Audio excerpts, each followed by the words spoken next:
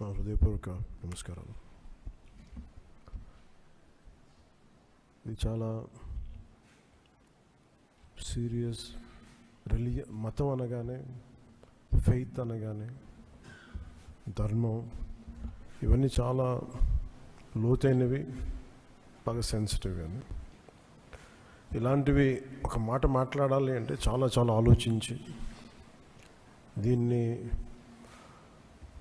ఎలాంటి పర్యవసనాలు ఎదుర్కోవాల్సి వస్తుంది ఇవన్నీ ఆలోచించే మేము మాట్లాడతాం. ప్రత్యేకించి జనసేన నుంచి గత 2019 నుంచి 2024 వరకు వారి పాలనలో, వైసీపీ పాలనలో చాలా సంఘటనలు జరిగినాయి. రిలీజియస్గా దాన్ని ఒక సెన్సిటివ్ ఇష్యూ జరిగినాయి మాట్లాడటానికి. ఉదాహరణకి రామతీర్థంలో రామచంద్రమూర్తి, శ్రీరాముడు, ఈ దేశం కొలిచే శ్రీరామచంద్రుడి విగ్రహాన్ని శిరిచ్ఛేదం చేస్తే ఎవడో ఆగతాయి చేశాడు, ఎవడు పిచ్చోడు చేశాడు. పిఠాపురంలో అశుద్ధంతో విగ్రహాలని చేస్తే ఒక గుడిలో, దాన్ని కూడా ఎవడో పిచ్చోడు చేశాడు. ఈ కల్తీల నేపథ్యం గురించి మనం ఎవరి గురించి మాట్లాడుకోవాలి, వాళ్ళ గురించి తెలుసుకోవాలి కొంత. అలాగే దుర్గమ్మ వారి ఆలయంలో వెండి విగ్రహాలు మన దొంగతనం జరిగితే ఇవి పోతే ఇంకోటి కొనుక్కుందాం, దీనికి ఏంటి బిల్డింగ్లు మేడలు కడతామా, మిద్దెలు కడతామా. అలాగే అంతర్వేదిలో రథం కాలిపోతే ఎవడో పిచ్చోడు చేశాడు. ఇలాంటి సంఘటనలు నెల్లూరు నుంచి మొత్తం రాష్ట్రం నలుమూలల 219 సంఘటనలు ఇలాంటి జరిగినాయి. డెసిక్రేషన్ ఆఫ్ టెంపుల్స్, దేవాలయాలు కావచ్చు, దేవాలయ పరిసర ప్రాంతాలు, దేవాలయాలు అపవిత్రం చేయటం. ఎక్కడ కూడా ఒక్కరి నిర్ణయం తీసుకున్న దాఖలాలు ఎక్కడా లేవు.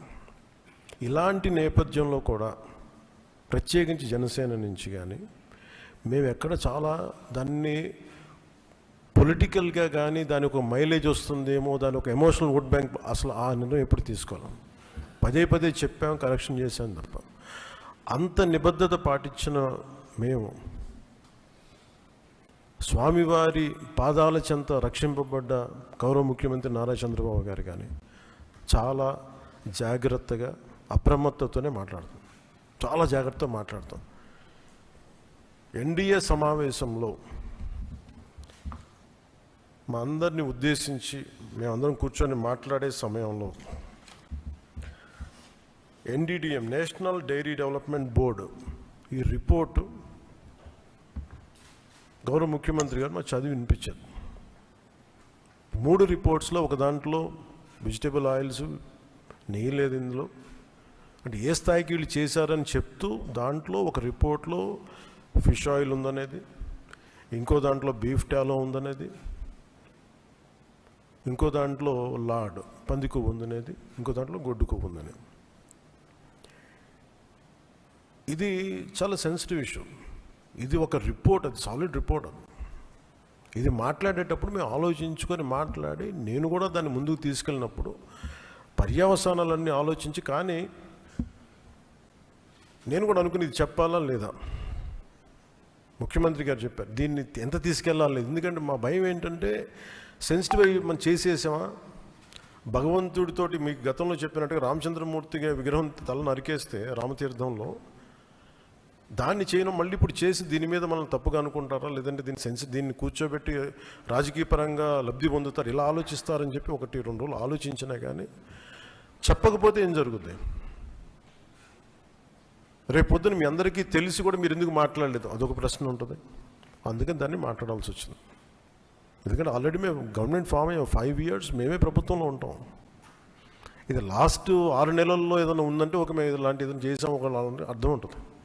వచ్చిన 2 నెలలు మాకు ఏం అవసరం ఉంది, 5 years ఈ ప్రభుత్వమే ఉంటుంది. ప్రజలు ఎన్నుకున్నారు. ఇది తీసుకెళ్ళకపోతే తప్పు అవుద్ది. ఎందుకంటే మా బేసిక్గా అందరం ప్రతి మతాన్ని గౌరవించే సంస్కృతి ఇది. ఈ దేశంలో హైందవ సంస్కృతి లేకపోతే మిగతా సంస్కృతులు లేవు. అలాంటి హైందవ సంస్కృతి మీద ఇంత అపవిత్రం జరిగినప్పుడు, వీళ్ళు రిపీటెడ్గా చేస్తున్నప్పుడు ఇది చెప్పాలా లేదా అని కూర్చొని చాలా తర్జనలు పడి, నాకు పర్సనల్గా గిల్ట్ ఉండి, అరే మనం ఇంత కళ్ళ ముందు ఇంత రిపోర్ట్ మాట్లాడకపోవటం అని చెప్పి చేసిన తర్వాత దాని తద్వారా మీ అంశాలు తెలుసు. అది సుప్రీంకోర్టు దాకా వెళ్ళింది. కొంతమంది మీరు ఇట్లా అన్నారు, లార్జ్కి లబ్ధున్నారు. మాకేం పోతే 5 సంవత్సరాలు మేమే ఉంటాం, మాకు ఆ భయాలు లేవు. కానీ దీన్ని కరెక్ట్ చేయకపోతే ఎందుకు మాకు ఉంది అంటే దీనికి నేపథ్యం అసలు వీళ్ళని మీరు ఎగ్జామిన్ చేయాలి. ఈ సమావేశం ద్వారా ప్రజలందరూ కూడా మేము ఏం ఎగ్జామిన్ చేస్తున్నామంటే వీళ్ళు ఎలాంటి పరంపర నుంచి వచ్చారు, వారసత్వం ఏంటి వీళ్ళకి. వీళ్ళు భగవంతుడి మీద పగబట్టారు. వీళ్ళు ఏడుకొండల స్వామి మీద పగ ఉంది. అది ఈరోజు పగ కాదు, ఏం పగో నాకు అర్థం కాదు. అయ్యే 7 కొండలు అంటాం, 7 కొండలు ఎందుకు, నీకు 2 కొండలు చాలు. భగవంతుడి మీద పగ ఏంటి ఎవరికైనా? వ్యక్తిగతంగా వర్గాల మీద పగ ఉండొచ్చు, ప్రత్యర్థి మీద పగ ఉండొచ్చు, కానీ విచిత్రంగా వీళ్ళు భగవంతుడి మీద పగబట్టారు. మేము ఆ కోణంలోంచి నాకు అనిపించింది దీన్ని కరెక్ట్ చేయాలి, ఇది చెప్పాలి. ఇది నేను ఎందుకంటే నేను మాట్లాడేటప్పుడు మేము చాలా ఒళ్ళు దగ్గర పెట్టుకొని మాట్లాడతాం. ఎందుకంటే వీల్ ఫేస్ ద కాన్సిక్వెన్స్ మాకు తెలుసు. ఉదాహరణకి మీకు అయోధ్య రామ మందిరం నిర్మాణానికి ఈ దేశం ఎంత తల్లడిల్లిపోయింది, ఎంత కదిలింది, ఎన్ని గొడవలు జరిగినాయి. ఇలాంటి దీనికి కూడా వీళ్ళు పంపించిన దాదాపు 1,00,000 లడ్డూలు ఇవన్నీ కూర్చోబెట్టి ఇన్ఫర్మేషన్ తీసుకుంటామంటే ఒకటి అసలు ఏం జరిగింది అన్నీ మొన్న వీళ్ళు చెప్పిన రిపోర్ట్లోనే దాంట్లో యానిమల్ కొవ్వు లేదంటున్నారు. సరే, ఫర్ ఎగ్జాంపుల్ నేను ఒక ఆర్గ్యుమెంట్ సేక్ అన్ని రిపోర్ట్స్లో కూడా ఎక్కడ కూడా ఈ నెయ్యిలో నెయ్యి లేదు. 59,70,000 పైచిలుకు కిలోలు 59,70,000 కిలోల నెయ్యి మీరు ఇది ఈ అసలు కల్తీ నెయ్యి అని కూడా దీన్ని కల్తీ వనస్పతి, కల్తీ పామాయిల్ అనాలి దీన్ని. ఇవి దీంతో కలిపి ఇన్ని కోట్ల లడ్డూలు చేసిన తర్వాత దాంట్లో 1,00,000 లడ్డూలు అక్కడ కూడా పంపించారు, అయోధ్య కూడా పంపించారు. వీటి నేపథ్యం మొత్తం రిపోర్ట్స్ అన్నీ వచ్చిన తర్వాత ఈ నెయ్యిలో ఎక్కడా కూడా 59,70,000 ఇక్కడ లడ్లు దీనికి సంబంధించింది వీళ్ళు అనుకున్న సోకాళ్ళు నెయ్యి సప్లై చేసి దాంట్లో ఆన్ రికార్డ్ 58 లక్షల పామ్ ఆయిల్ దానికి సంబంధించిన ప్లాంట్ బేస్డ్ అన్నీ దొరికినాయి. అవి కాకుండా 1,70,000 నుంచి దాదాపు 2 లక్షల వరకు కెమికల్స్ దొరికినాయి. ఇవి ఆన్ రికార్డ్ వాళ్ళు కొన్నట్టు. మీకు టీటీడీకి మేము ఇన్ని 59 లక్షల పైచీలకు నెయ్యి సప్లై చేసామంటే ఆ పర్టికులర్ కంపెనీ 58 లక్షల పైచీలకు వీళ్ళు మనకి పామ్ ఆయిల్ దానికి సంబంధిత అన్నీ కొన్నారు. అలాగే 1,70,000 ఈ కెమికల్స్ కొన్నారు. ఇవన్నీ చాలా ఆన్ రికార్డ్ దొరికారు. ఎక్కడా కూడా సిబిఐ కానీ ఎక్కడ క్లీన్ చిట్ ఇవ్వలేదు. ఎక్కడ ఇవ్వలేదు. వాళ్ళు వెరీ క్లియర్ కట్గా చెప్పింది ఈ నెయ్యిలో పూర్తిగా ఇది ప్లాంట్ బేస్డ్, అంటే ఇది దీంట్లో నెయ్యి మన పాల నుంచి పాల కొవ్వు నుంచి రావాల్సింది, దీంట్లో ఇది లేదు. చాలా చాలా స్పష్టంగా అది చెప్పారు. మిగతాయి మేము నిర్ధారించలేకపోతాం, మా దగ్గర ఇన్ఫర్మేషన్ లేదనేది ఒక రిపోర్ట్ వాళ్ళు చెప్పింది. అలాగే national dairy development board very క్లియర్గా చెప్పింది దీంట్లో ఫిష్ ఆయిల్, అలాగే గొడ్డు కొవ్వు, పంది కొవ్వు, ఇవన్నీ లార్డ్ మన ఇంగ్లీష్ పదాలతో ఇవి ఉండే అవకాశాలు ఉన్నాయి. చాలా స్పష్టంగా వాళ్ళు ఇచ్చారు. ఈ ప్రాసెస్లో వీళ్ళు దీన్ని కూర్చోబెట్టి అడ్డగోలుగా మాట్లాడితే, ఎందుకంటే వీళ్ళకి ఏ రోజు కూడా ఈ ధర్మం మీద వాళ్ళకి గౌరవం లేదు.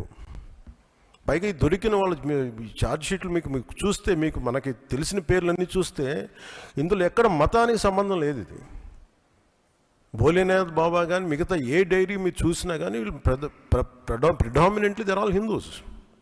దీంట్లో అసలు మతానికి కానీ దీంట్లో ఒక ఇస్లాంకి సంబంధించిన వ్యక్తులు కానీ లేదంటే మన క్రిస్టియన్ సంబంధించిన వ్యక్తులు అసలు ఎక్కడ సంబంధం లేదు. ప్యూర్లీ మాట్లాడుతున్నాం హిందువుల గురించే మాట్లాడుతున్నాం ఇక్కడ.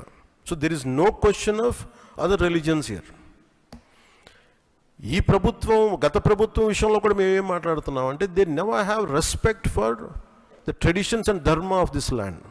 అది చాలా ఆబ్వియస్గా చాలా మనకు తెలుస్తూ ఉంది. దాంట్లో భాగంగానే వీళ్ళు అదే చేశారు. చూసి ఈరోజు మాట్లాడి క్షమాపణ అడగకుండా తప్పు జరిగిపోయింది. ఇందాక మా కేశవ్ గారు చెప్పినట్టుగా ఒక తెలియక చేస్తే పొరపాటు, తెలిసి చేస్తే తప్పు, కనీసం తప్పులు జరిగినాయి అది కూడా చెప్పకపోగా మమ్మల్ని క్షమించమని అడుగుతున్నారు. నేను ఒకటే చెప్తున్నాను, భగవంతుని మీద పగబట్టుకున్నవాడు సర్వనాశనం అయిపోతాడు తప్ప ఎవడు బతికిన దాఖలాలు లేవు, గుర్తుపెట్టుకున్నారు. ఎందుకంటే ఇది ఫెయిత్కి సంబంధించింది. చాలా స్పష్టంగా, చాలా క్లియర్గా సిబిఐ దాంట్లో మీరు కల్తీల నెయ్యి, మీరు అసలు నెయ్యి లేని దాంతో మీరు లడ్డూలు చేసి దాంట్లో మీరు ఇందాక చెప్పిన గ్లిజరైడ్స్ ఇవన్నీ ఉన్నాయి కదండి. దానికి మీకు ఒక రికార్డ్ చెప్తాను. 2019 నుంచి 2025 వరకు మీకు కనీసం ఒక నువ్వుల నూనె 180